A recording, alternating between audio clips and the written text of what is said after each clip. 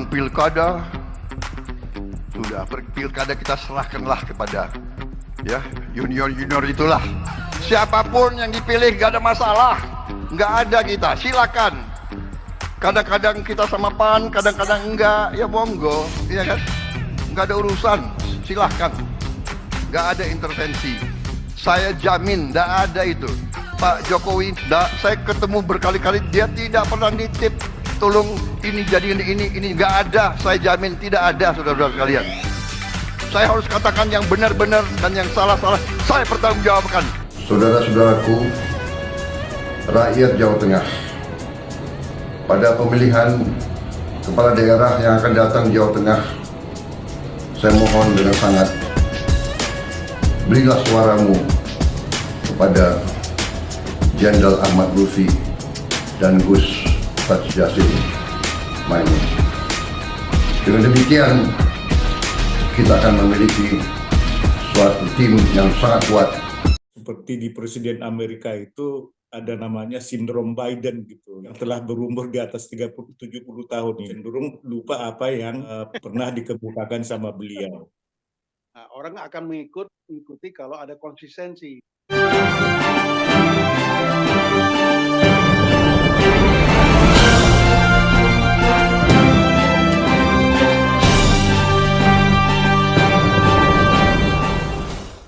Bismillahirrahmanirrahim. Assalamualaikum warahmatullahi wabarakatuh. Para pemirsa Kotias Channel yang berbahagia, setiap hari kita menyaksikan perubahan-perubahan dari bangsa ini dan kita terus memberi perhatian. Kita dikejutkan dengan dua pernyataan Presiden pada pertemuan atau pada pembicaraan pidatonya di depan acara PAN. Dia mengatakan siapapun yang hendak dipilih silahkan saja dalam pilkada ini. Tapi lalu kemudian setelah ketemu dengan Jokowi, Pak Prabowo memesankan agar Pak Lutfi itu menjadi prioritas atau dipilihlah Pak Lutfi. Ada suatu tendensi untuk kemudian berpihak. Nah, persoalan kemudian dari halayak banyak yang bertanya, seburuk apakah lawan Pak Lutfi itu sehingga Presiden harus turun tangan mengatakan yang kita pilih Pak Lutfi saja di Jawa Tengah untuk menjadi gubernur.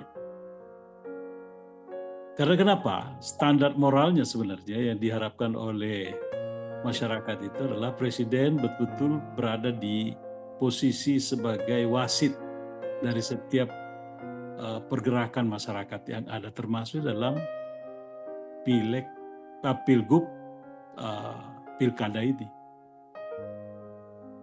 Dan demikian bisa lebih terarah, lebih netral, lebih berkeadilan proses pilkada itu, pilgub itu.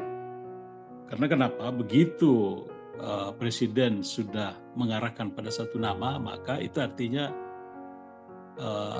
sudah menjadi sangat kuat posisi orang yang di-endorse itu.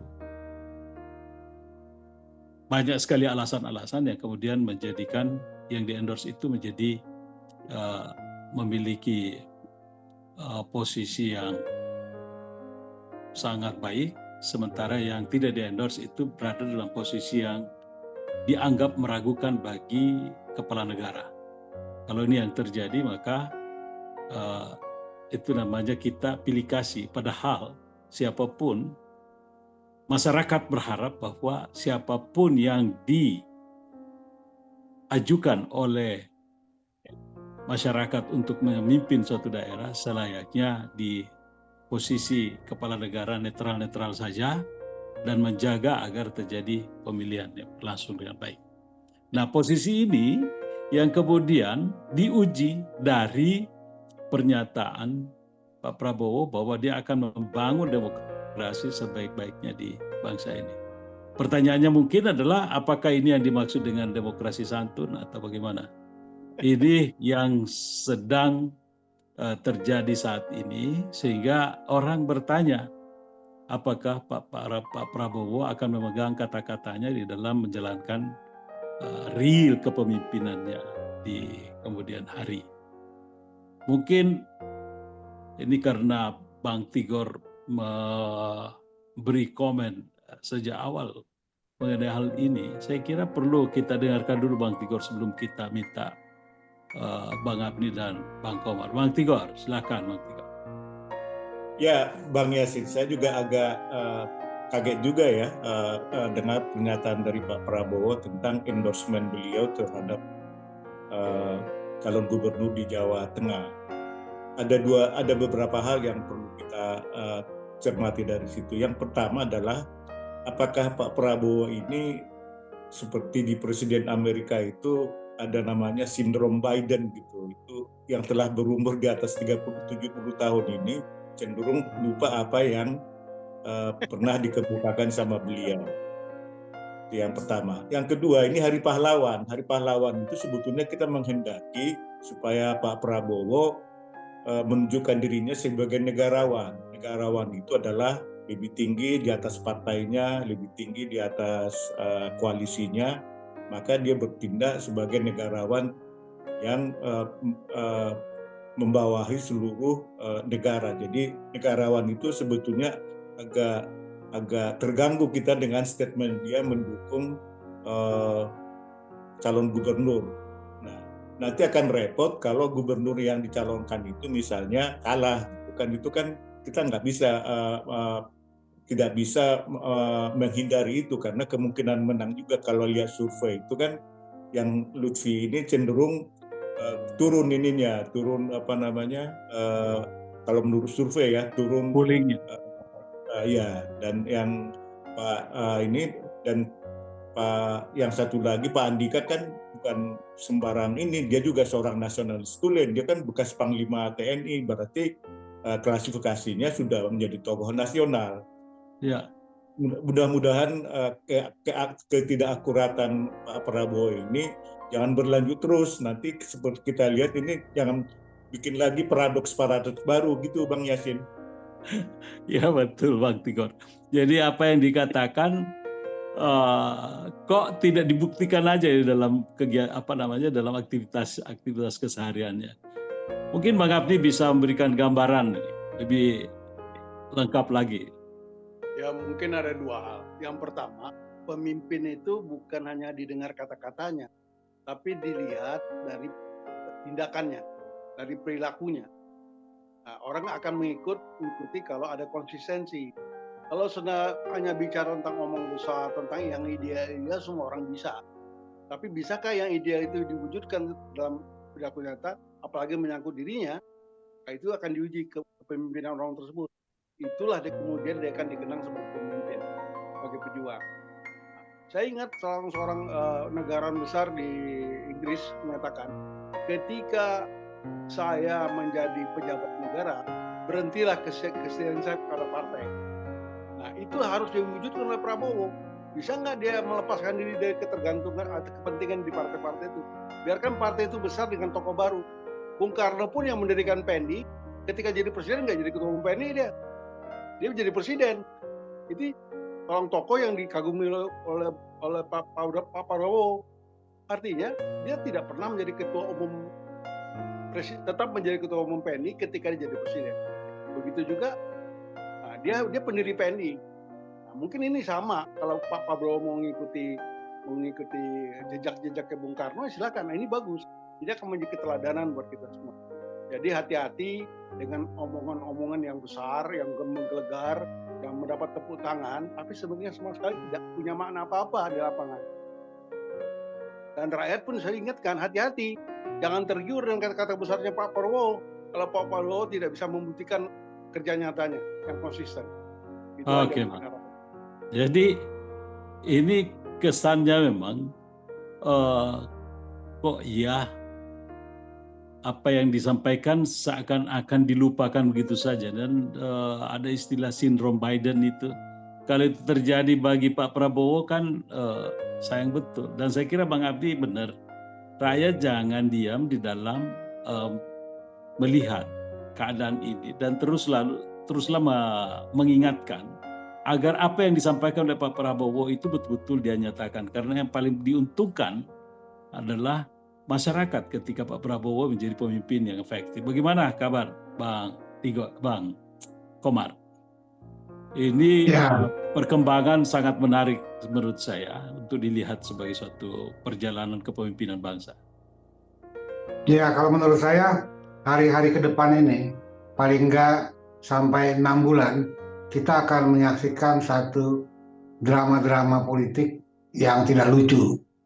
Karena kita nanti akan mendapatkan satu pendapat kemudian berbeda dengan apa yang dilakukan. Ini terjadi sudah. Nah, kalau memang indikasi bahwa Prabowo mendukung salah satu calon gubernur di Jawa Tengah, maka tidak berhenti hanya sampai di situ. Karena nanti konsekuensinya adalah pengerahan aparat yang pernah terjadi kan. Kepala desa, polisi, segala macam itu kan bisa terjadi seperti itu. Dan kalau ini itu di Tempo Bang, bahkan sudah di bocor halus di Tempo sudah dibicarakan itu. Sangat gamblang bahwa atas pernyataan itu lalu kemudian istilahnya pasukan coklat itu udah turun langsung ke masyarakat. artinya ini kan akan menjadi problem besar bagi bangsa ini karena kita akan terperangkap oleh hal-hal yang bersifat kerdil seperti ini. Padahal seharusnya ada perubahan di dalam perilaku bernegara. Karena sebetulnya sudah bagus proses bernegara ini, walaupun dia diselingi oleh peristiwa-peristiwa seperti 65, 98 dan seterusnya, itu bagus. Karena itu kan ada satu titik di mana terjadi evaluasi di situ. Dan yang telah kita selamatkan adalah mekanisme 5 tahunan. Jadi kita punya mekanisme 5 tahunan yang kita sebut pemilu. Dan itu selamat kita sudah. Nah, cuma di dalam mekanisme 5 tahunan ini, di dalamnya kayaknya tenang-tenang, tidak, sistemnya masih kacau dari sistem kepartaian, sehingga akhirnya lari kepada nepotisme, dinasti, dan seterusnya. Karena itu, menurut pandangan saya, memang ini harus ada gerakan yang kita sebut gerakan civil society. Jadi tidak bisa dibiarkan dalam waktu pendek ini kita membiarkan situasi seperti ini. Dan spekulasi di masyarakat kan kencang kan tentang Pupu Papa dan Prabowo ini kan. Karena itu dibutuhkan gerakan civil society. Civil society kan begini Bang Yasin. Jadi kalau konsep civil society itu kan masyarakat itu kan seperti daging yang lemah menumpuk di lantai. Yang menegakkannya itu adalah tulang-tulang. Nah, tulang-tulang inilah gerakan civil society, yaitu orang-orang yang mengerti dan mempunyai idealisme untuk perubahan. Dan saya lihat banyak kita kelompok-kelompok itu seperti itu yang selalu mengingatkan. Termasuk kita ini adalah gerakan civil society untuk mengingatkan agar masyarakat berkualitas. Dan 6 bulan inilah sangat yang menegangkan bagi saya. Karena bagi seorang penulis sejarah, inilah saatnya kita menulis. Karena akan ada kemungkinan yang akan terjadi apabila tidak ada perubahan sikap dari Prabowo. Dan orang semua berharap-harap cemas sekarang ini terhadap Prabowo. Antara kecemasan dan harapan. Begitu Bang Yasin. Oke Bang. Jadi Pengabdi, hari ini Hari Pahlawan, 10 November 2024. Kita memperingati, tadi ada acara khusus untuk itu. Dan sebenarnya kepahlawanan itu kan sebenarnya ditunjukkan oleh orang-orang yang mengatakan, saya memilih yang terbaik bagi bangsa saya, bukan memilih yang menguntungkan pribadi saya. Itu yang kemudian kita sebut dengan patriotisme. Jadi patriotisme adalah basis dari seorang untuk menjadi pahlawan. Dan masyarakat ini berharap bahwa dengan background Pak Prabowo ini akan menjadi pahlawan. Perubahan bagi bangsa kita ini menjadi bangsa yang betul-betul maju berdemokrasi, masyarakatnya terlibat sehingga kesejahteraannya merata. Gimana ya Bang Afni Betul. melihat ini? Kita dari komitmen dari pernyataan kemerdekaan kita kan itu isinya, beberapa alinea. Jadi mengungkapkan hal tersebut. Tapi ini saya menilai apa yang terjadi sekarang ini, mohon maaf kepada Pak Prabowo. Saya menduga Pak Prabowo ini sekarang sedang bingung, nggak percaya diri sebagai presiden. Mestinya dia tough saja. Kekuasaan di tangan dia, jangan terombang-ambing. Ini perubahan-perubahan yang politik kayak gini, ini kan terjadi setelah dia datang ke tanggal 13 ke Solo itu. Tiba-tiba dia berubah. Nah, sebagai presiden dia nggak perlu, dia harus pede. Karena bagi dia sebagai seorang presiden dan sebagai mantan tentara, hidup ini kan sudah dipertaruhkan sama dia. Dia sudah buktikan bahwa dia sudah berada pada pertempuran. Masa untuk ini di usia seperti ini saja dia masih ragu, masih takut, apalagi lakukanlah sebagai pemimpin. Tunjukkanlah kepahlawanan itu sebagai pejuang, bukan hanya di pada pertempuran. Di dalam mengambil keputusan sebagai presiden, dia harus lakukan itu. Suka atau tidak suka. Karena kepentingan bangsa jauh lebih penting daripada hanya kepentingan Jokowi yang menyelamatkan anaknya. Itu yang penting. Jadi menurut saya, tetap saja rakyat akan mendukung Bapak. Tapi kalau ragu-ragu, kita seperti dikatakan Kang Komar tadi, maka pupuslah harapan. Dan kalau terjadi lagi chaos, terjadi lagi masalah, saya yakin bangsa kita sudah lelah dengan masalah-masalah itu. Saya khawatir kebinekaan kita terancam. Kebinekaan tunggal ika kita. Sebab berapa sih besarnya Soviet, luar biasa luas negaranya, negara terkuat bubar juga. Kenapa? Karena busuknya para pemimpin. Nah sekarang kabinet Prabowo saja 7 orang udah punya masalah. Oleh sebab itu sudah beban dia. Kok datang ke Solo lalu berubah sikapnya? Mestinya Jokowi yang datang ke istana. Dia presiden, bukan lagi Menteri Pertahanan, Bung. Iya. Sementara Pak Jokowi sudah rakyat lagi.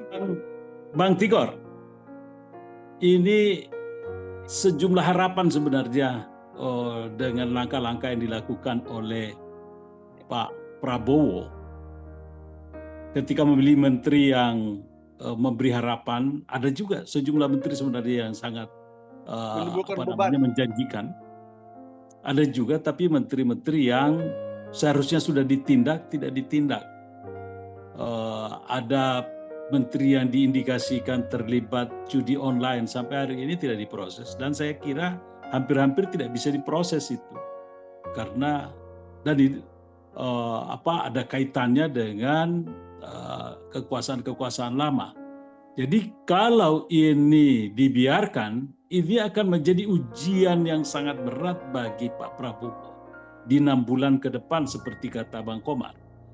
6 bulan ke depan ini rakyat berharap bahwa Pak Prabowo dapat menunjukkan sikap patriotismenya dan berawal dari sikap kepahlawanan gitu.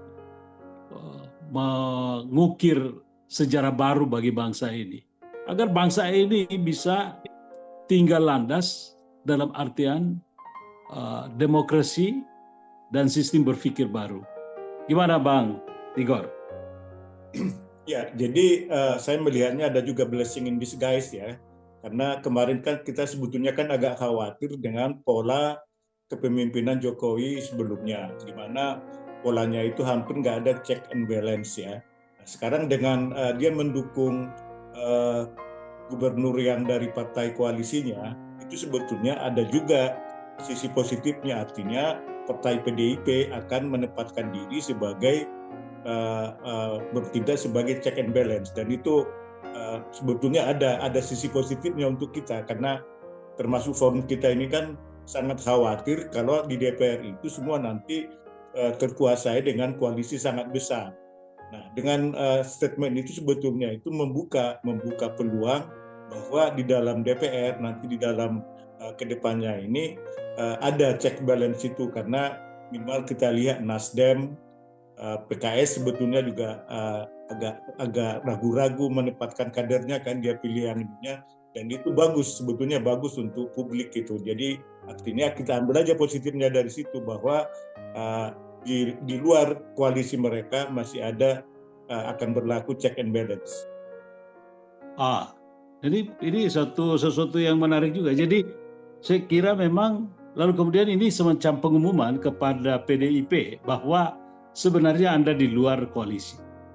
Jadi tidak usah berharap-harap mengatakan bahwa saya tetap mendukung Pak Prabowo dalam artian mendukung program ini, tapi kalau mendukung lebih kepada dukungan sebagai oposisi. Karena oposisi sebenarnya mendukung presiden, tetapi dengan cara oposisi, bukan dengan cara koalisi. Betul bahwa masyarakat mengharapkan Pak Prabowo mengambil posisi sebagai presiden sesungguhnya atau presiden sungguhan di dalam menghandle bangsa ini. Jadi tidak lagi harus melapor kepada presiden lama. Menurut saya semakin cepat rakyat mengetahui sikap Prabowo semakin bagus. Di internal ini kan menteri-menteri kan masih banyak yang bingung saya dengar tentang infrastruktur yang harus mereka lengkapi, administrasi menteri-menteri baru itu. Bagaimana sistem keuangan, ya kan, kemarin kalau nggak salah tuh Yusril di TV One mengatakan bahwa APBN yang baru akan berlakukan bulan Januari. Sementara ini kan kekosongan uang. Apakah meminjam untuk mengoperet kementerian-kementerian yang baru itu? Sementara Natalie Spiegel minta 20 triliun dan sebagainya. Jadi ini ruwet. Sesuatu yang ruwet ini berpengaruh dampaknya kepada masyarakat. Dan inilah tapi bagus kalau ini lebih dipercepat 6 bulan tidak terjadi perubahan. Kalau menurut saya akan ada problem bagi Prabowo. Paling enggak kritik-kritik tajam akan mengarah kepada dia.